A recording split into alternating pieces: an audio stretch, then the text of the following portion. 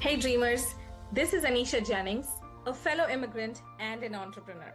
From being an engineer in India to building my tech business in the US, I've lived the journey you're on.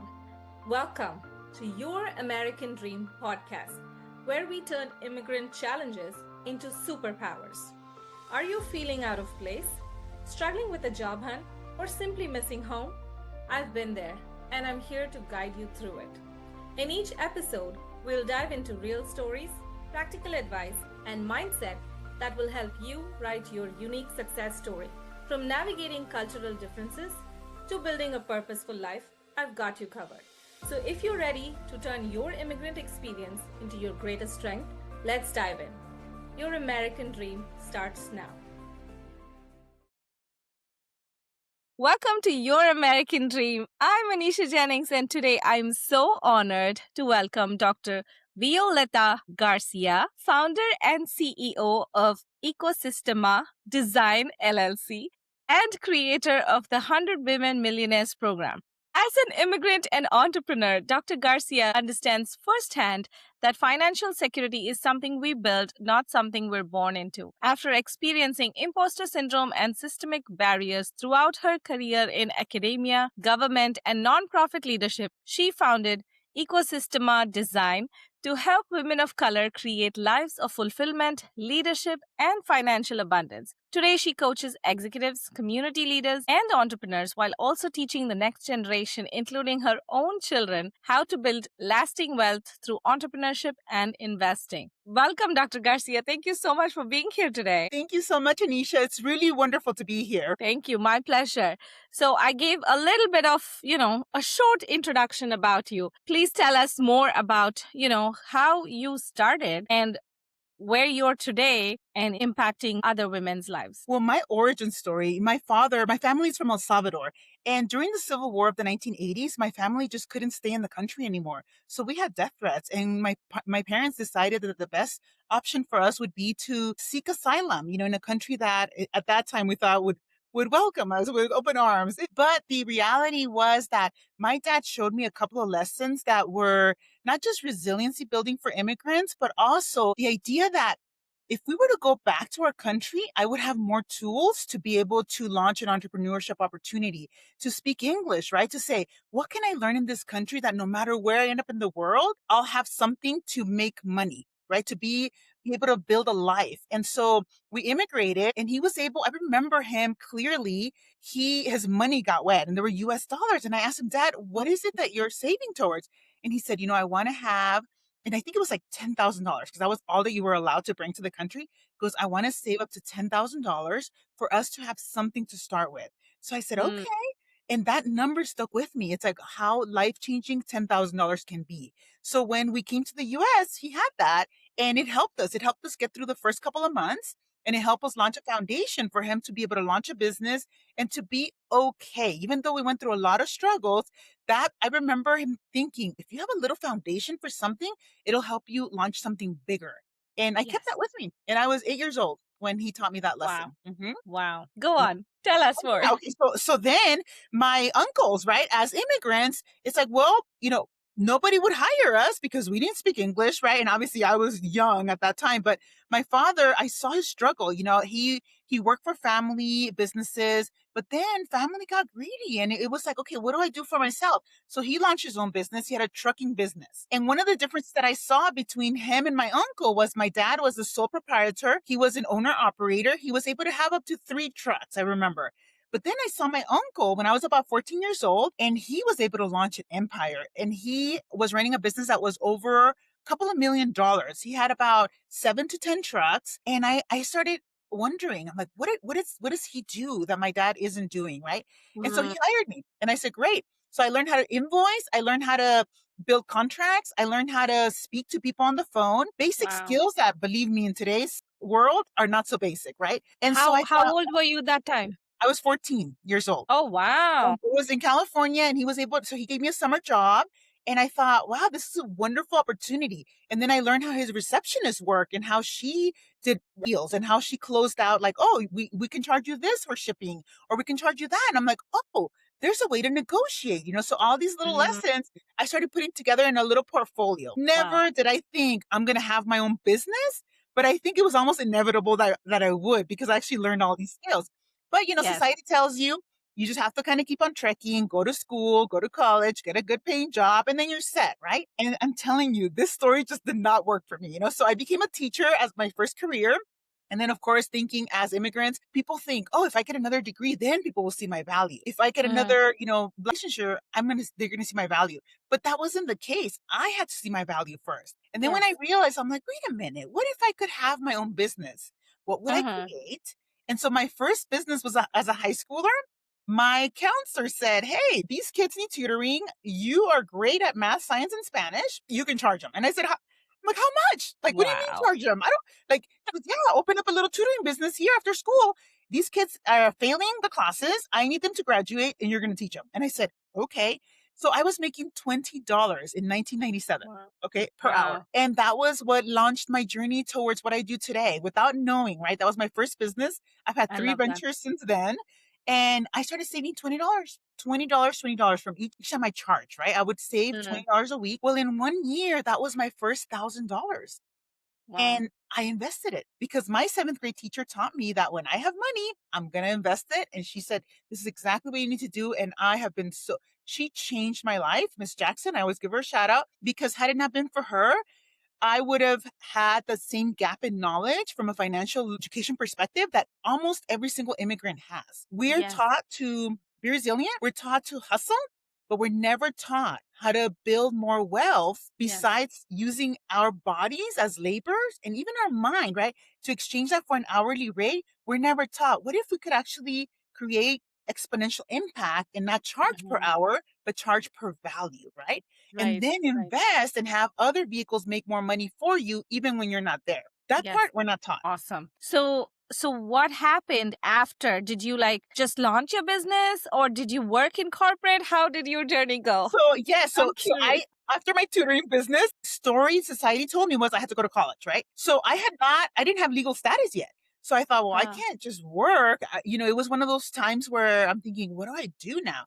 Well, I right. realized that I'm thinking, okay, there was a program that where we were able to actually apply for legal status called NACADA, which was the Nicaraguan and Central American Relief Act, which is, I got to Okay. tell you, people don't even realize what an impact immigration has on our earning power, earning potential, right? Our economic power. I'm thinking, I've earned millions of dollars, right? Had I stayed in the shadows, had I stayed just doing odd jobs here and there, I would have nothing, nowhere near the wealth that I have now, right? So that part, the message was go to college, get a job, right? And so I followed the rules. I became a biology major. But then after that, I was like, besides being a doctor, I didn't know what to do with that degree. So then my brother, he didn't know the formula, right? And so he said, I don't know. I'm working for Sears. I'm changing tires. And I said, well, don't you want a different future? Like our parents worked hard to get here. We need Yes. to kind of do something different. And he was like, well, what do I do? Like, what do I do with this knowledge? Like, I know about cars. And I said, what if you design them? And he was like, Mm, what's that called? And I said, mechanical engineering. You can go design cars. And he said, okay. Well, now, he is one of the lead engineers and scientists for Los Angeles County. So the city doesn't blow up. They do studies to make wow. pipes are well kept and all the gas lines are moving naturally, like everything's okay, because that's a major responsibility, right? And he leads a research lab and I'm thinking, wow, that's what I was able to do. And that's where I learned that I'm actually a really good teacher. So I thought, you know what, teaching gets a bad rep. I'm thinking I love teaching, so how can I do that? So I taught for several years, got my master's in education. I went to UCLA, and then I got my doctorate as a combination of both. So I got my doctorate in a biological sciences school with an emphasis in education. So it's like a biological education PhD, but I focus on systems, on ecology. I love, love, love disturbance ecology, studying forest fires and how forest fires were so critical, right, for new growth to happen. And I thought, Uh-huh. what if I applied those same concepts to people? right? And Yes. when disturbances happen. So my first real job was as a teacher. And then, so I was a teacher for many years. And then I worked as a scientist. And then I went into the State Department of Education as a STEM coordinator. So I actually work with science, technology, engineering, math programs. But once again, when you walk into a space and I brought design thinking and they're like, what is that? We don't, people say they want change, but they don't really like change. So Yeah. I said, what I have to offer is bigger than this and people need it. So my second business was born after that. It was called Wow. STEM Learning by Design, and I help districts and organizations build STEM programs for kids to be able Wow. to learn in context. And so then I left that, but people were always like, "Oh, you would be a great executive director. We would want you here. We want you there." So I became an executive after that. So I ran a nonprofit, of 17,000 people, and it was just one of those things where I'm just like, okay, that's great. And right. And the more I experience these spaces as a woman of color, the more I Mhm. realize number one, they're not designed for us because they're not designed by us, right? They say they want us there, but they really don't, right? And so there's a part of me that's like, how can I change the narrative to say, as an immigrant, as a woman, right? How can I be the leader that I need at this moment in time? So Right. once I Right. left that position, I became an executive coach. And I said, you know what? I want to serve that version of me that needed me 2 years ago, right? To say, what would I have done? And that's how Ecosistema was born, with the idea that we build better systems for women to thrive, just as a whole in general. Beautiful. So from that, this journey, I'm going in my 6th year of business with this particular venture. Well, with that came this accumulation of wealth, right? To say, because I started investing at 17, all of a sudden I have all these tools, 28 years later. And I started realizing that our communities don't have that knowledge, right? Mm. That I became an exception all of a sudden, not just because I had a doctorate, but because I had investments that were over $1 million. And then people Wow. started asking me, how did you do it? And I said, oh, you want to learn from me. And so, of course, I would share information. And the more they ask, the more they say, show me, right? Show me, Yeah. Yeah. teach me. So I started creating little videos and then I started coaching around that. We created women's circles. And that's how 100 Women Millionaire was born. Because I Wow. literally sat on a panel and they asked me, well, what legacy do you want to leave? And I said, you know what? I know that my legacy is going to be to create 100 women millionaires, to Wow. provide the knowledge, the education, and the tools. And that's how it came about, because I'm thinking, how do we change this story, right? It's just surprising and almost like sad that when I look at our immigrant community, the fact of the matter is, I looked at data yesterday 43% of Latino families have a retirement account. That's it, Mm. which is baffling. Women as a whole across the United States, only 22% of all women, including white women, have over $100,000 in investments. To Wow. me, that's a call for help. That's an urgency call because we have all this concentrated wealth, which doesn't help us. What helps us is building wealth so we can help our community, so we can help our family members, so we can help each other's businesses thrive. And that Yes. narrative is not as front and center as I would like it to be. Some people Mm. talk about it. Amazing. I love it. So, just listening to you talk and hearing you, the question that comes to my mind is how do you have so much energy? Goodness, that's so funny. I got to tell you, most people say find something you love and you'll never work a day in your life. I Yes. am so passionate about the work that I do because, first of all, it's such a need, right? And Yes. for me, the second and probably the most, what keeps me energized is knowing that I'm changing people's lives. Yes.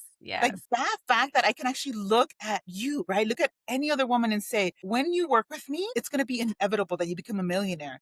And, Wow. people fear $500, but I got to tell you, I fear being poor in my Yeah. elderly years, right? And I'm thinking, what if we actually work and design towards that? So it Yes. becomes inevitable. It's literally a math problem. So some of the things that we work on are, mindset.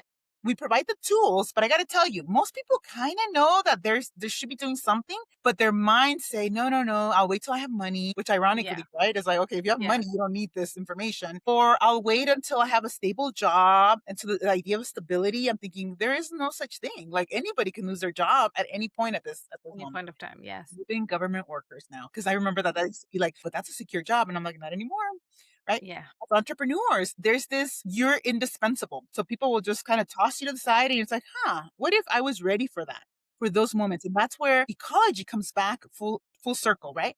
What if there's a disturbance in your life? How to be ready. So I thrive on that. My energy is like, ooh, design challenge. Let's see, what do we do, And instead of feeling down that it's like, oh, I lost my job. That absolutely sucks. And I always say, hey, you asked the universe to provide another opportunity, and this is your chance. This is literally the universe kicking you out and saying, time to design something new, and then testing ideas. As a scientist, I love, love, love that idea. You can have this version, or that version. Where do we start? And I think it's just empowering to say, wow, like I actually have a lot of control in how I think about my life, right? Right. Instead of Right. feeling disempowered. And, the narrative right now, yes, it's hard to find a job because people don't have that vision for what would a good alignment look like. So then they apply for hundreds of jobs, and then it becomes Yes. like this constant, almost like a, hamster wheel game. And to me, that's Yes. disempowering. And that would absolutely drain my soul, right? But when I found something that I love doing every day feels like, okay, let's do it. How do we find five more women, right, today? I love that. And Yes. when a woman says, "I need this, sign me up," I'm like, "Yes, let's do it right now," and they're like, "Okay." That part is just so beautiful to me because I'm thinking, I wish I had somebody, right, to guide me through. Right. It took me 28 years to find this. So for me, it's like Wow. I provide the knowledge, right? I provide the mindset, but it's all education because the reality is that the empowerment comes from you learning about investments and you saying, okay, I can do this myself. But what we do is we pay professionals, right, to do it for us, but we actually never learn to do it ourselves. So Right. there's that dynamic of like, if you can become a learner for life, your life is literally completely changed because now you don't Yes. really depend on so many people to tell you what to do. You can actually Mm-hmm. ask the question, what do I want to do? And how Right. might I do that? Right? I It love changes the that. narrative. So Yes. that's where my energy comes from. Now, listening to you talk and your energy and your passion is very hard to believe that you had an imposter syndrome. Yeah. Right. hmm So tell us about that. Okay. The way it showed up was like, well, how did you get this job? How do you make Mm, more than professors do? And I'm like, mm, even when I became a doctor, right? My doctorate is in the sciences, Dr. Garcia. And, when I would introduce myself, I would say, hi, I'm Dr. Violeta Garcia. And they're like, oh, I could never pronounce that. I'm like, okay, call me Dr. Garcia then, but I didn't have those tools. So then I just felt little. So then my own office, literally, right? A corner office kind of thing. And people would walk in and be like, where's Dr. Garcia? And I'm like, right here, right? So the biases that other people had, I internalized as if it was my fault, right? My fault that I mm. was a woman, that I didn't deserve to be there, that I'm an immigrant. I should make less money for some reason. And I'm like, wait a minute. So then I realized, I'm like, even in my doctorate program, okay, my peers, and we're all doing the same doctorate, I had full funding from the National Science Foundation. Wow. And my department chair said to me, she goes, when I announced that I had won that award, and it was like, a $126,000 award. Wow. She said to me, she goes, no one has ever gotten that award at this university. And I said, well, I'm the first. And she's like, yeah, you must have gotten it because you're Latina. Oh, wow. I gotta tell you, still makes me emotional, right? Because I'm thinking, no, I got it because I have a 3.95 GPA in the sciences, right? But I didn't have those tools at that moment in time. So what did I do? Mm. Closed myself down, went Internalized. home and cried. Yeah. Right? Yeah. There are so many professional women that's their everyday reality because we believe those stories. We believe our stories of marginalization that, women make less money. So we're like, yeah, I just make less money. And I'm thinking, yes, the stats say that, but do you want that to be your story? And if not, then that's where the work is? Yes. So imposter syndrome popped up as a construct of society and their views of who I should be. And because I Mm. wasn't living to that, then questioning that made me feel like I didn't belong. Right. Right. Of Right. course, after coaching, after getting, all my certifications, I'm like, wait a minute, I can actually create belonging in my own mind. I mean, that was life changing for me, right? To Right. say, what if I wrote a different story? Mm. What if I didn't believe the story? Right? What if I didn't believe the story that I have to be poor and I have to be, living in a tiny little house? What if I want something bigger, right? How Yes. do I create that? And so, there was a book that I read called The Millionaire Next Door, and I was Yes. like, I want to be the Latina edition. I I literally love that. read another book called The Millionaire Next Door Latina Edition, right? Because it's applicable to all women of color, immigrants, right? To say, what if we could build wealth in a way that's not only long lasting, but intergenerational? We're talking about investing for our kids and our grandkids and 7 generations down. Yeah. Yeah. Yeah. I love that. But I'm telling you, it was work. It was work to get over all those thoughts because they were just a thought in my head, but it Yes. was a vibration in my body that made me feel less than. I even remember I had a supervisor who screamed at me because he was so threatened by me. Right. I didn't realize I made more money than him. So that was really interesting too. And he was a gay man. And I was like, okay, he has intersections of his identity. He understands what it's like. He's like, I know what it's like. And it's like, right, you're a white man. Of course, in retrospect, I'm like, you're a white man. You don't know what the immigrant experience is. You don't know how people perceive me as a Latina leader, right? And I trusted him. And then when everything came down, he was like, who do you think you are? So Uh-huh. this notion of being a threat, like at the beginning, I don't know if you've heard of this, where women of color are seen as, it's like so exciting to have you here. And Yeah. then you're like, hey, by the way, we should talk about this. And you bring up issues, and they're like, oh, no, no, no, no. Like, we don't work that way. And then you're slowly pushed out of that system. I said, you know what? Thank you for teaching me how this works. So I know how to create something different for women who look like me and who have the similar stories as me. Right. And that's what I Right. created with Ecosistema. I said, we're going to Wow. change this narrative.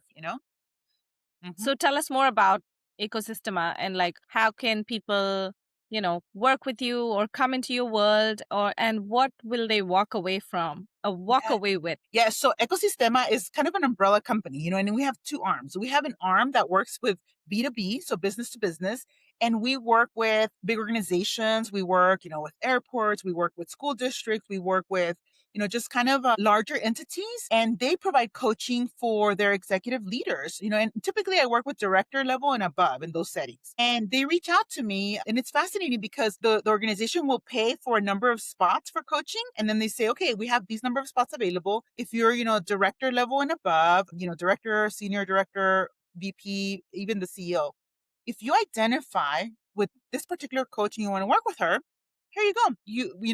It's covered. We're good to go. So that's one way to, from a corporate perspective. And then from a team leveling up perspective, I have a program called Leveling Up. And so one of the things I noticed, what it's great to train the woman, right? The woman of color, or even I call them BIPOC leaders, Black, Indigenous people of color, because we're first in these spaces many, many times, right? They say, great, it's great that I've learned all these tools. It's great that I can apply them, but my team needs them because Uh, as a person of color, they see me as less than. So now uh, what? So then I work with their teams and do team coaching with them to say, hey, this is how we see the world, right? This is when we set a goal, this is how we delegate, all the different things that make that leader of color's life easier because yeah. now they're actually learning how to lead. We're never taught that. We're just thrown into these spaces and it's like, good luck.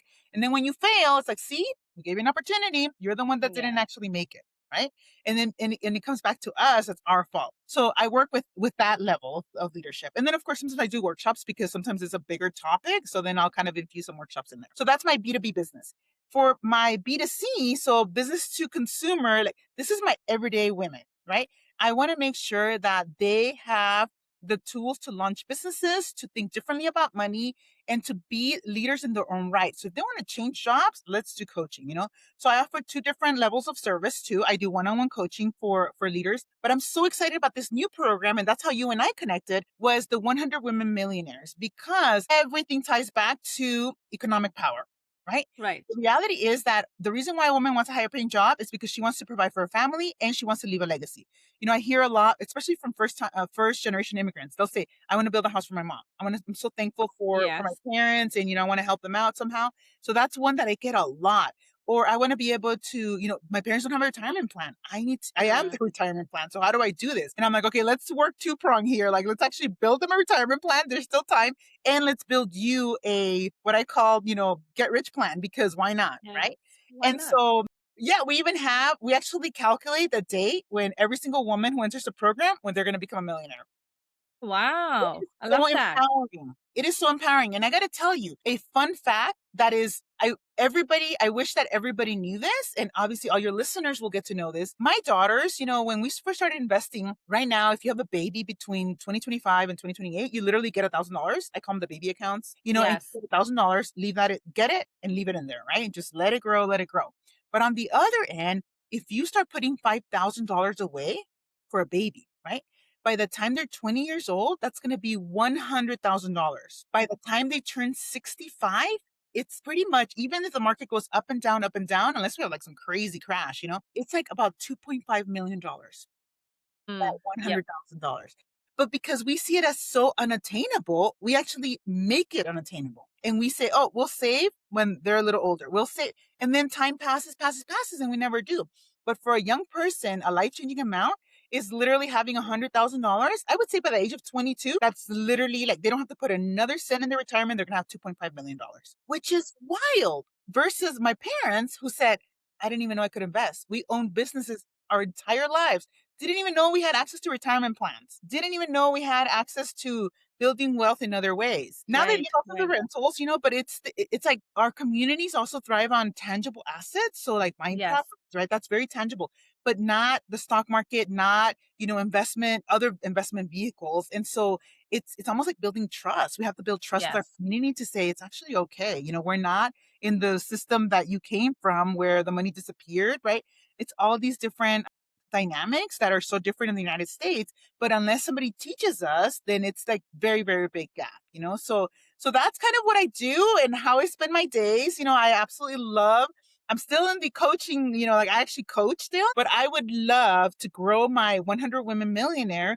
So we're going to start, the groups that we're forming right now are 12 women in each cohort. Okay. And we're actually going to offer it in Spanish too in November, which is really amazing. Beautiful. That's a big gap we have too. So we're going to be doing cohorts about every 2 months or so. And our next launch is July 1st. So that's kind of the round that we're looking at for your particular, audience and opportunity. And guess what? Yes. If people wait, I'm like, all you're doing is creating that same exact delay that I am talking about, right? Yes. And so part of this is just like, what if we start with 100 women? What if we Mm, repeat that over and over and over again? What if we have 1,000 women millionaires, right? What if right. we have across the world? I'm gonna start with obviously a US prototype, right? To say, okay, this is the context is US heavy at the moment. But guess Right. what? When it comes to building wealth, it's something that all women across the entire world need. So I definitely Absolutely. see this as scaling and becoming, it's a movement. Yes, it is. And just looking at you talk so passionately about it, I'm sure your cohort will be filled It very is. soon. Well, I gotta tell you, some of the objections that I see, and I think it's important to name them. So the program cost is really interesting, right? Because it's $3,000. It's 2,997, right? And the interesting thing is like, oh, well, I don't have $500. And I think in my head, that's exactly what's creating the result that we have. When we look at $500 as something hard to make, we're creating the result that we have because instead I coach around like, how might you make $500, right? In a month? What would you do differently? How would you show up? How would you talk to people? Would you talk to them kind of all bored or would you be excited about it, right? And so sometimes they're like, oh, it's easy for you to do it, right? And I'm thinking, yes, except the tools that I teach makes it easy for you to do it too, right? Because Right. Right. literally, there's a quote that I love, love, love, and I actually have it like in my signature line sometimes because I have to remind myself to share this with the world. We're one thought away from a different life. Yes. It's Amen. just a thought, right? I mean, Amazon makes millions of dollars per minute, right? And it's Yes. okay. We say, oh, yeah, Amazon, right? But because he's smart, no, you build a system, right? System. So, Yes. how do we build systems to make sure that we look at $500 as nothing? And Right. an example I have to show because it's so recent. My daughter wants to go to Australia. So, I love this example because it's a math problem, but when we make it an emotional problem, that's where we kind of like get stuck, right? So she has Right. to raise $7,000 and it's through a choir group, right? And so she said, she was like, $7,000. And she's like, Mom, I can get 70 people to give me $100. I'm set, right? I was Beautiful. like, okay. I said, okay, what are you going to do next? And she's like, okay, I'm going to call my aunties. Okay, perfect. She had raised like several $100s by the end of the day. And then she's like, Wow. I'm going to get grandma to make our ethnic food, pupusas, and I'm going to sell them. I said, okay. She put a team of volunteers together, and this girl raised 2,200 the day of. So she's raised over Wow. 2,500 for this particular stage of the project, right? A 15-year-old. Yes.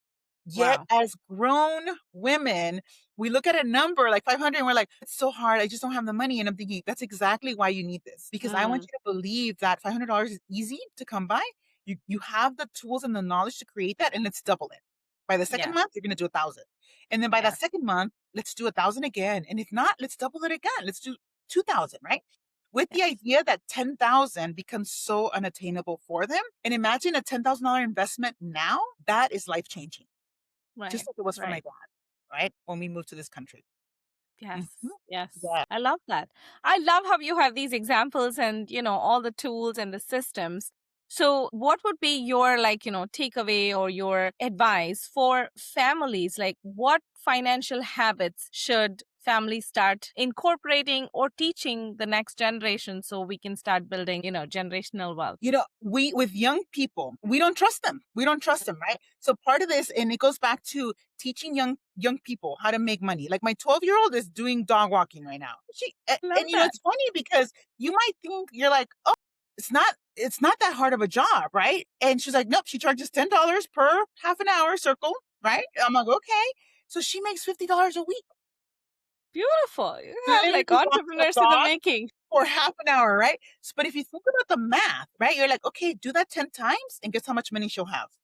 Yes. $500. Isn't that wild?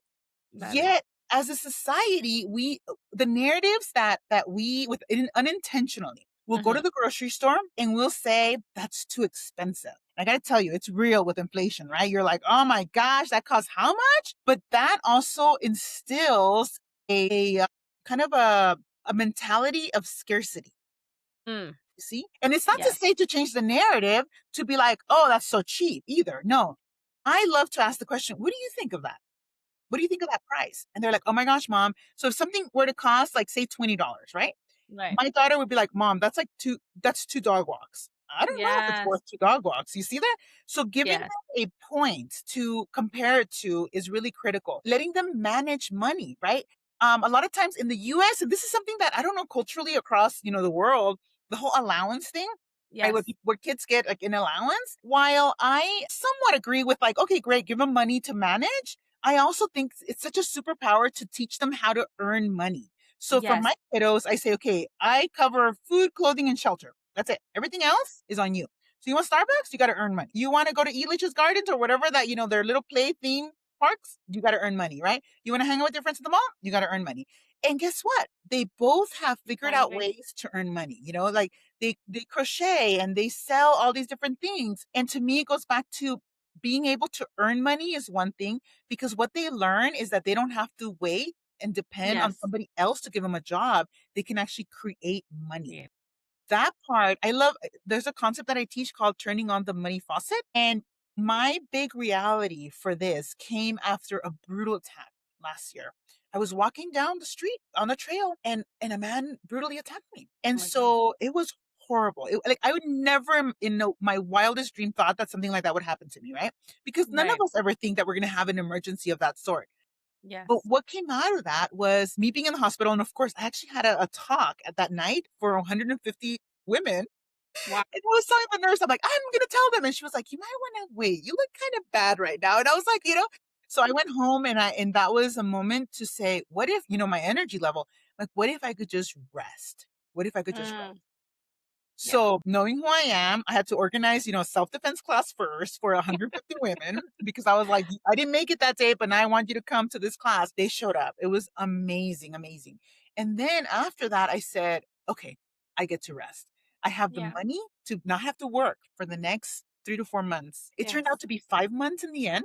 I was Wow. able to take a sabbatical for 5 months. My team was able to keep my business going. And when I came back, people were like, we can't even tell anything happened to you, right? They're like, you're Right. back. And I'm thinking, yes, because I allowed myself to rest. But you know how many women, especially women of color, they can't do that. Yeah. They have Yeah. to, even from brutal attacks, from, all these horrible situations, they have to go back to work the next day because they don't have financial security to be like, you know Right. what? I can rest for 5 months. And that Mm. also taught me that I was unique in this situation. For Right. me to take that time off was just, yes, it was a blessing, right? But I'm thinking, no, I built systems way Yes. early on to be able to afford this. Right. And that part to me is like, this is life changing. And I need the world to know, I need our women to know, right? Because it's applicable to Yes. everybody, but it is so critical for women of color because we're the ones that are kind of left at the very, very end of the opportunity, spectrum. We're just Yes. not even considered, right? Like we get to rest last. And we even perpetuate that same story, right? Everybody gets fed before you. It's all for everybody else except for you. And I'm thinking the beauty was that I was able to rest and I actually could afford it financially. And I'm Yes. still okay, you know? Yes. And the so So. Going back to the concept of the money faucet, right? Yes. So when I came back, I said, okay, I got to turn on the money faucet again. So I Right. turned it on, like literally, I took my hand and I'm like, money faucet, let's turn on. What am I going to do? Who am I going to call? Who am I going to be at this moment to turn the money faucet on? So I Wow. started scheduling appointments. I started contacting my clients. And then I had back-to-back meetings on, it was a Monday when I came back. Thursday, I made $17,000 in one day. Oh my gosh. Wow. Because That's this amazing. concept, right? Like I can make money flow when I need it. That is, Right.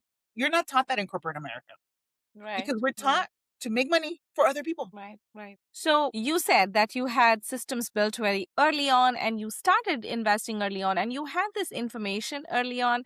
So, you've been able to navigate your life in that way. What would be your advice for people who literally don't have any idea, right? And have not invested and now are probably in their, later years, maybe late 30s, late 40s, late 50s. And they're like, okay, I started a business now. I heard someone who started like a podcast business at 83 years old Wow. the other day. So I'm just like, what would be your advice like for these people who have started late, who have Mhm. taken this step, but Yeah. still want to build that legacy and wealth? Surprisingly, it's one of those things where you can make $1 million in 1 year, right? Like there's that dynamic that is totally possible, but it takes leveling up your thoughts to be able to do that. Like, how do you Mm, show up as $1 million podcaster, right? Very, very basic step. And I actually teach it to all my clients. And it's part of I do a free series of wealth building for the community because I also feel that it's a right, it's an equity issue that our communities are not taught this. So a couple of times a year locally, I will do a 3 hour workshop and it's typically sponsored by an organization. And then I just give my time. right. And what comes out is by the end of that session, they need to have a high yield savings account opened because it's one Yes. of those easy things that nobody teaches you. It's like you already have money in the bank. And if it's not in the bank, that's step one. Like, let's get it in the bank. We can actually trust the systems. We have insurances, right? And then I say, okay, even if the money just sits there, put it in a high yield savings account. If you need it right away, right? Especially if you're older, do not put it in a risky investment because guess what? If you need that money within 5 years, you don't know what the stock market is going to do in 5 years. Right. So pick a CD account, the certificate of deposit. Use a high yield savings account, a money market account, right? Accounts that are pretty much like guaranteed. You're letting the bank borrow your money. They're going to give you a percentage of that and you're good to go. And this, even, I got to tell you, my mother-in-law is a good example of this. She sold her house. She had several $100,000. Okay. She's like, well, I don't want to lose this money. Great. Put it into a money market account, put it into a high yield savings account. And this came from, I told her when she first sold the house, but she just didn't trust the system, right? So, Right. and she's 76 years old. So we had to work. And I even tried with Monopoly money, right? To just show her, I'm like, this is I extra love that. money. And they're just giving it to you. She's like, why would they do that? I'm thinking, because they make more money than you do. And so finally, after 4 years, she said, I don't have money to go to Mexico. And I said, I can get you free money. And she was like, how? And I said, okay, give me permission. And I said, and of course, my husband manages those accounts. I said, give me permission to move your money into a CD account that paid her 4%.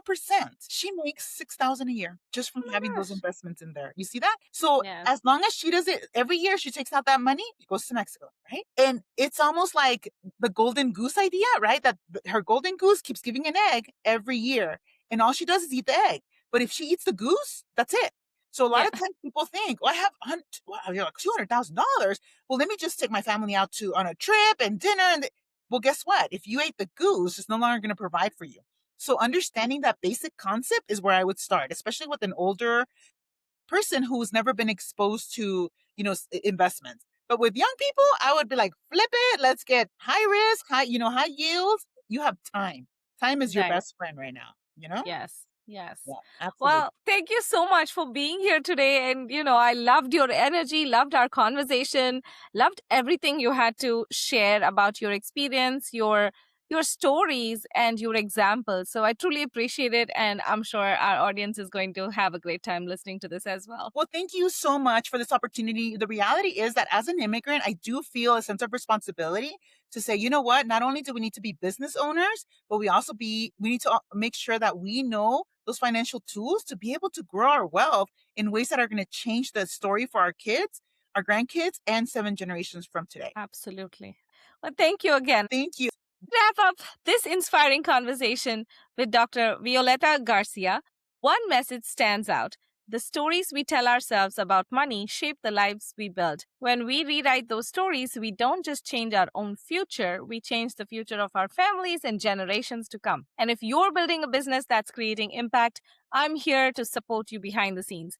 We create strategic, high converting websites that position your expertise. We provide podcast management services that help amplify your message and offer team and operational support so you can continue growing without carrying everything yourself. Because building wealth also means building systems that allow your business and you to flourish. This is Anisha Jennings reminding you that your American dream isn't just about earning more, it's about creating a legacy that lasts. Until next time. Thank you for tuning into Your American Dream. I hope this episode left you feeling inspired and ready to take on the world. Remember when I first landed in the US, lost and overwhelmed? Well, look at us now. We're building our dreams together. Your story matters, and I'm so honored to be a part of it. If you enjoyed our chat today, please spread the love. Rate, review, and share. Let's grow this amazing community of dreamers together. Want more? Catch my daily doses of inspiration on my Instagram @JenningsTechCorner. Also check out the show notes for more ways to connect. Remember, your accent is the voice of your ambition. Your background is your superpower. Let's dream big and achieve bigger. Until then, this is Anisha cheering you every step of the way.